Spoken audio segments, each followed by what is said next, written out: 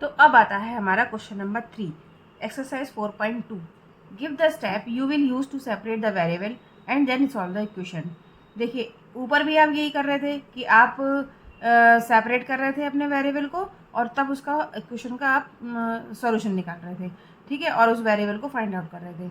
लेकिन यहाँ पर क्या है कि वहाँ तो प्लस और माइनस ही था, फिर डिवीज़न का भी आपने सीख लिया, मल्टीप्लिकेशन भी आपने सीख लिया कि आप मल्टीप्लाई करना पड़ता है आपको, कभी कभी अपने वेरिएबल को सेपरेट करने के लिए कभी कभी आपको डिवाइड भी करना पड़ता है। लेकिन यहाँ आपको देख रहे हो कि इस इक्वेशन में आपको अपने वेरिएबल को फाइंड आउट करने के लिए यहाँ पर इस 2 को भी हटाना पड़ेगा और इस 3 को भी हटाना पड़ेगा। दैट मीन्स कि आपको यहाँ पर प्लस वाला काम और माइनस वाला काम भी करना पड़ेगा और आपको मल्टीप्लाई और डिवीज़न वाला भी काम करना पड़ेगा।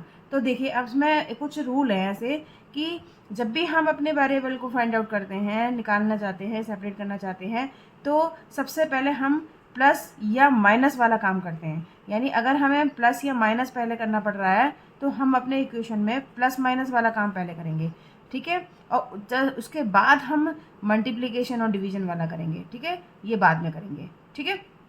तो अब आप इस बात को यहाँ पर क्वेश्चन से पूरी तरह समझ जाएंगे कि इसको हम कैसे कर रहे हैं। तो यहाँ पर देखिए आप सबसे पहले अब हमें क्या करना है, ये देखो मल्टीप्लाई वाला है लेकिन ये यहाँ पर प्लस वाला माइनस वाला है। तो यहाँ पर हम क्या करेंगे, पहले हम प्लस माइनस वाला काम करते हैं, ठीक है। तो अब हमें यहाँ पे क्या करना पड़ेगा, इस 2 को हटाने के लिए, ये माइनस का 2 है तो प्लस का 2 अगर हम कर देंगे तो ये दोनों एक दूसरे को कैंसिल आउट कर देंगे।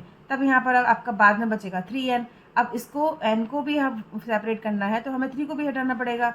अब 3 को हटाएंगे तो हम ये मल्टीप्लाई में है तो हम उसका जस्ट अपोजिट यानी डिवाइड करके हम इस 3 को कैंसिल आउट करके हम n की वैल्यू फाइंड आउट कर देंगे।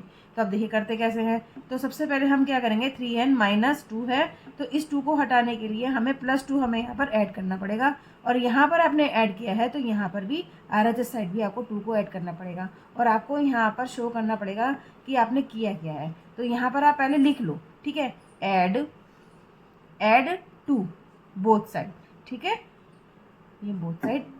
अब देखिए ये 2 एक दूसरे को कैंसिल आउट कर देंगे और ये बचेगा हमारा 3n इज इक्वल टू, अब ये कितना हो गया 48 हो गया। अब हमारा मकसद तो यहाँ पर n को सेपरेट करना है, n तो अभी भी सेपरेट नहीं हो पाया। तो अब हमें क्या करना पड़ेगा, जो ये 3 है इसको भी यहाँ से हटाना पड़ेगा। अब इसको जब हम एलिमिनेट करेंगे तो हमें ये मल्टीप्लाई में है तो इसके साथ अगर हम डिवीज़न कर देंगे इसी डिजिट का तो ये इजीली एलिमिनेट हो जाएगा। तो 3 से अगर हम पहले फिर यहाँ लिख देते हैं, हम मेंशन कर देते हैं कि हम कर क्या रहे हैं।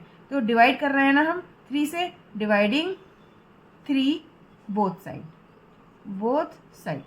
तो 3n/3 इज इक्वल टू, आपने LHS साइड में डिवाइड कर दिया, अब RHS साइड में भी तो आपको डिवाइड करना पड़ेगा, बैलेंस करना पड़ेगा, ठीक है। अब 3 से 3 के कट गया, अब तो सेपरेट हो गया ना, बचा n इज इक्वल टू, अब आप इसको डिवाइड कर दो। तो देखिए जब हम यहाँ, मैं करके दिखाती हूँ यहाँ पर हम कैसे करेंगे।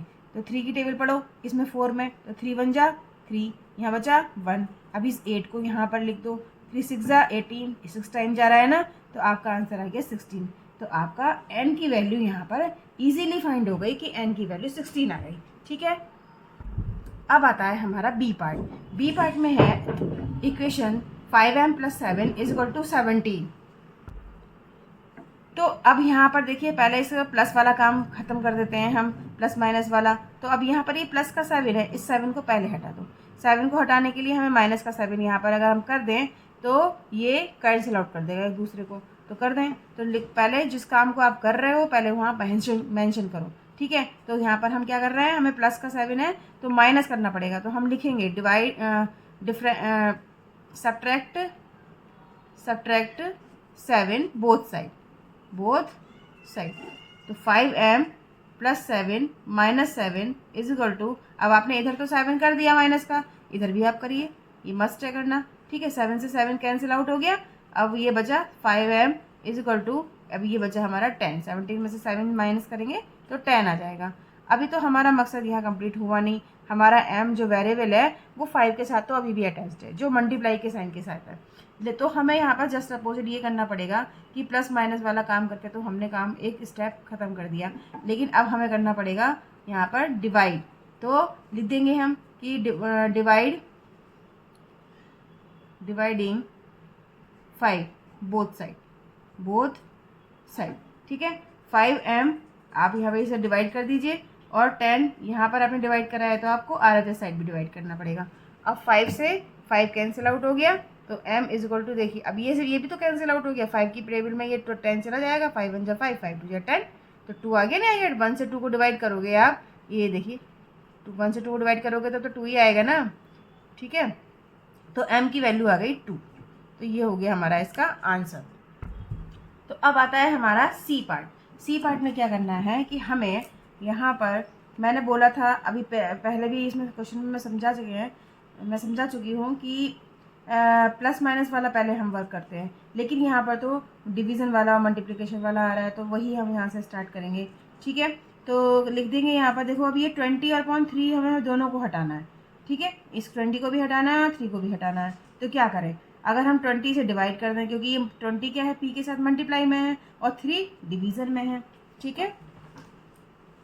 तो डिवीज़न में है तो आपको अगर 20 से अगर इसको हम जस्ट अपोजिट कर दें, यानी अभी मल्टीप्लाई में है तो डिवाइड कर दें, और 3 से ये डिवीज़न में है तो और इसका मल्टीप्लाई कर दें, तो ये दोनों एक दूसरे को कैंसिल आउट कर देंगे, ठीक है। तो लिखेंगे हम तो अब आता है क्वेश्चन नंबर सी पार्ट इसका, क्वेश्चन नंबर जो भी चल रहा है, ठीक है। तो 20p/3 इज इक्वल टू 40 है। तो यहाँ पर हमें हमारा जो p है वो 2 के साथ लगा हुआ है, 20/3 यानी यहाँ पर 20 इसके साथ मल्टीप्लिकेशन में है और 3 इसके साथ डिवीज़न में है। तो हमें तो दोनों को हटाना है, हमें p को तो सेपरेट करना है। तो सबसे पहले हम क्या करें कि मल्टीप्ली और डिवीज़न वाला काम करते हैं, क्योंकि यहाँ तो प्लस माइनस वाला कोई वर्क करना ही नहीं है। तो हम क्या करते हैं, सबसे पहले 3 से हम अगर हम मल्टीप्लाई कर देंगे तो ये 3 कैंसिल आउट हो जाएगा। तो हम ये स्टेप को यहाँ पर लिखेंगे, मेंशन करेंगे कि मल्टीप्लाई बाय 3 बोथ साइड, ठीक है, बोथ साइड 20p/3। अब यहाँ पर 3 से आप मल्टीप्लाई कर दीजिए इज इक्वल टू 40। अब आपने इधर मल्टीप्लाई करा है 3 से, तो इधर भी आपको 3 से मल्टीप्लाई करना होगा, ठीक है।